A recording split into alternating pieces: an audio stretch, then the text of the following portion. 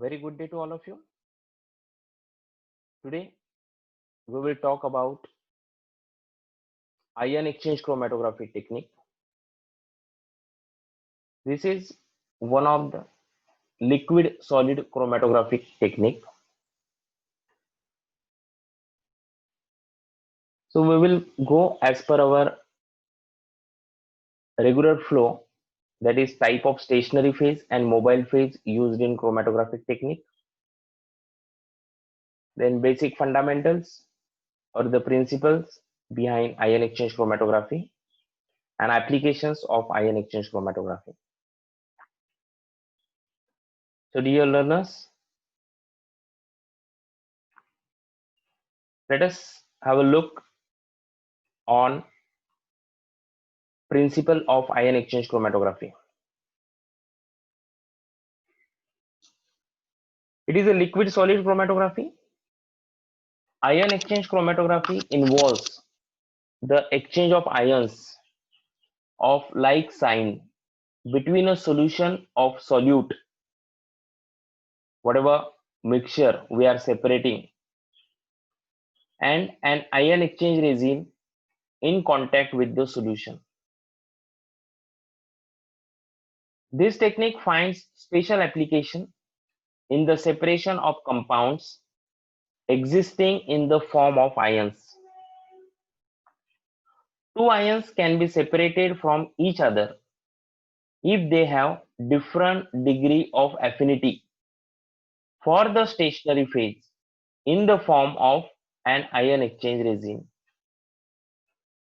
An ion possessing greater affinity for the ion exchange resin lags behind an ion having lesser affinity.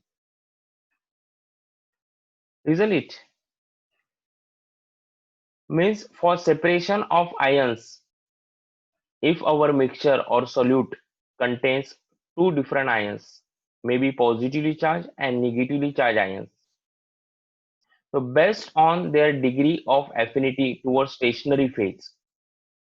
And here in this chromatographic technique, stationary phase is used as resin kind of material, which shows affinity towards our solute based on charge of individual ions.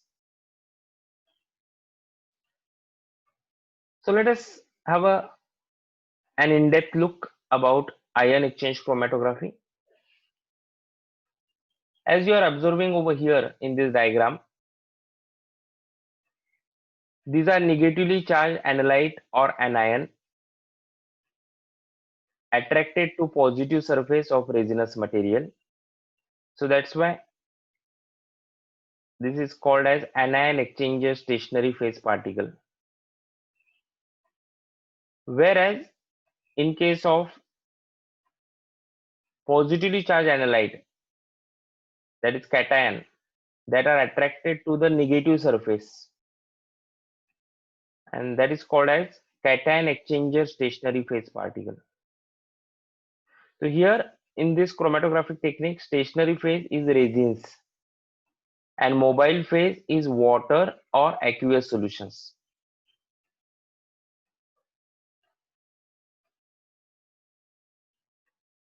In short,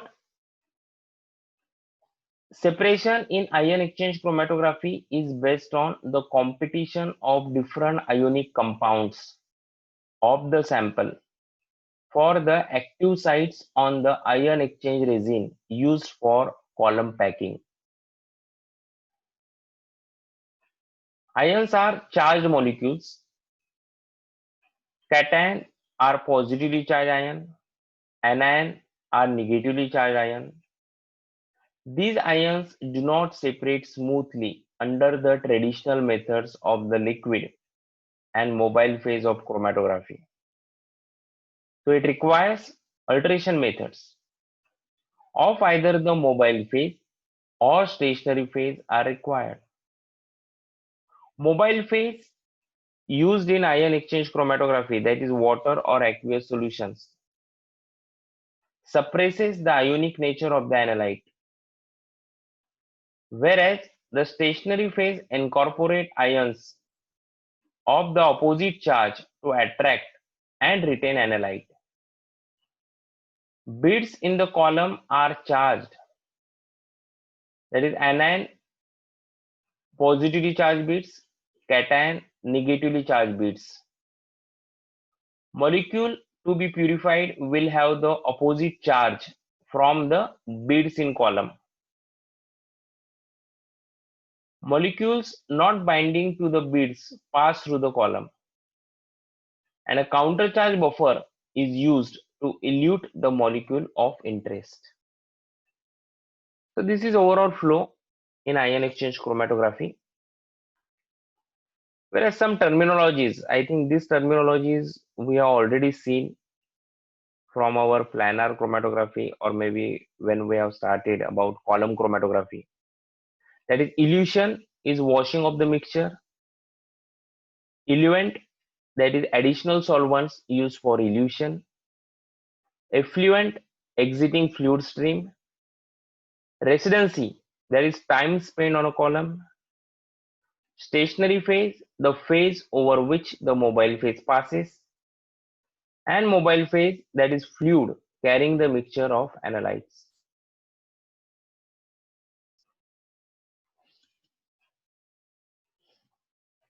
When we are talking about stationary phase in ion exchange chromatography, an ion exchange resin acts as a stationary phase in this technique. Two types of ion exchange resins are commonly used, that is natural ion exchange resins and synthetic ion exchange resins. Natural ion exchange resins, the ion exchange resins like clays and zeolites are commonly used as the stationary phase in case of ion exchange chromatography. Whereas in synthetic ion exchange resins, these resins are high molecular weight polymeric materials containing a large number of ionic functional groups per molecule. These ionic functional groups may be cationic or anionic in nature, that is, they involve exchange of either cations or anions of an ion exchange resin. Accordingly, resins are categorized into cation exchange resins and anion exchange resins. Cation exchange resins, the cation exchange resins contain acidic groups. They are subclassified as strongly acidic resins, which consist of sulfonic acids, that is RSO3 minus H plus, whereas weakly acidic resins, which consist of carboxylic acids, that is RCOH. The strongly acidic resins are used widely, that is sulfonic acids. Anion exchange resins, it contains basic groups. They are subclassified as strongly basic resins, as you know, consist of quaternary amines, whereas weakly basic resins, which consist of secondary or tertiary amines. Let us have a look on reactions on the resins in the column. Means the anion exchange resins as well as the cation exchange resins. What happens exactly when a particular solute, here for example we are considering as a Ma, dissociating into M plus and A minus ions in aqueous solution. So kind of reactions takes place on cationic as well as the anionic resins, whatever we have just seen in the column. So here for example Ma gets dissociated into M plus and A minus. As we have seen example as a sulfonic acid, that is RSO3 minus H plus. This is cationic resin. So obviously, cation in solution is M plus. Gas separation into RSO3 minus into M plus, that is cation on resin, plus H plus, this is the ion released from that resin. Similarly, in case of anionic resin, there is quaternary compounds. For example, over here we are considering as Rn plus CH3 thrice OH minus, anionic resin, ammonium compounds, gets reacted with A minus, that is anion in solution. Whatever the separation happens, that is Rn plus CH3 thrice A minus plus OH minus. So ion released from resin, that is OH minus ion. And towards the last reaction, here H plus is released, here OH minus is released, that is the H2O, isn't it? Then in case of mobile phase, in contrast to other chromatographic method, the mobile phase is generally water or aqueous solution in ion exchange chromatography.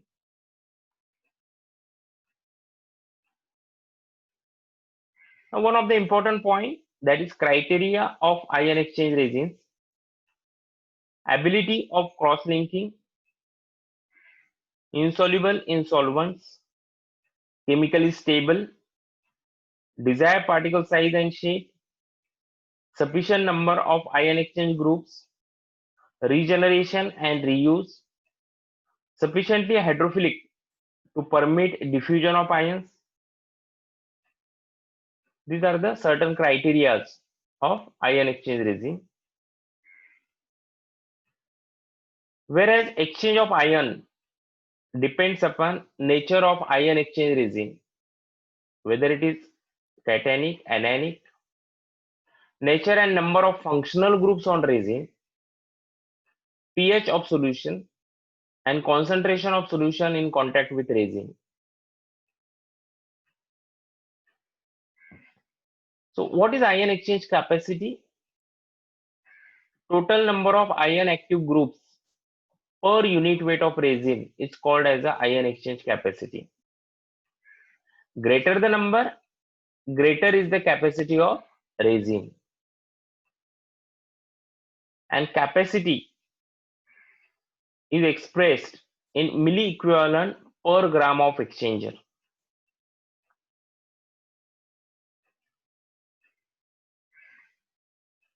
The applications of ion exchange chromatography in cell and molecular biology, ion exchange chromatography is used to separate different proteins out of an eluent, whereas areas of research such as the environment, industry, commercial products of organic molecules, major applications of ion exchange chromatography. In case of ion exchange chromatography, the species to be separated are ionic in nature. Hence, this technique finds wide use in inorganic chemistry. The polyvalent ions are much more strongly held than the singly charged species within a given charge group. However, affinity of ions for the stationary phase is related to the size of the hydrated ions as well as to the other properties. Thus, for a typical sulfonated cation exchange resin, the distribution coefficient, that is Kd, for different ions, here you can observing as a order, that is cesium is more than rubidium, more than potassium, then ammonium, sodium ion, more than proton or H plus, and lithium ion. Whereas for divalent cations, the order is as follows, such as barium is more than lead, then strontium, then calcium, cadmium, copper, zinc, and magnesium. Ion exchange chromatography also finds extensive use in the separation of amino acids and other organic acids and bases. In order to show that the general principles of chromatography can be applied to the separation carried out by using an ion exchange resin as the stationary phase, consider that the cation B plus is interacting with an ion exchange resin, that is RH. The equilibrium is established between the concentration of solute in the stationary phase and that in the mobile phase. As you are observing over here, this is the equilibrium reaction, that is RH plus B plus to form Rb plus H plus, whereas K is active mass of product, that is Rb into H plus divided by RH plus B plus, that is reactants. For example, we will consider this is equation number 1, where K is the equilibrium constant for an ion exchange reaction between the solute and the resin. Rb is the concentration of an analyte on the cationic resin, and active mass of RH is the concentration of hydrogen ions on the resin. This also represents the availability of the active sites on the resin. The term B plus represents the concentration of an analyte in the mobile phase, and the term H plus, that is active mass of H plus, represents the concentration of hydrogen ions in the mobile phase. So rearranging the terms in equation 1, whatever we have just observed, we are getting active mass of Rb divided by active mass of B plus is equal to K into active mass of RH divided by H plus is equal to Kd, where Kd is what? It is the distribution coefficient of solute.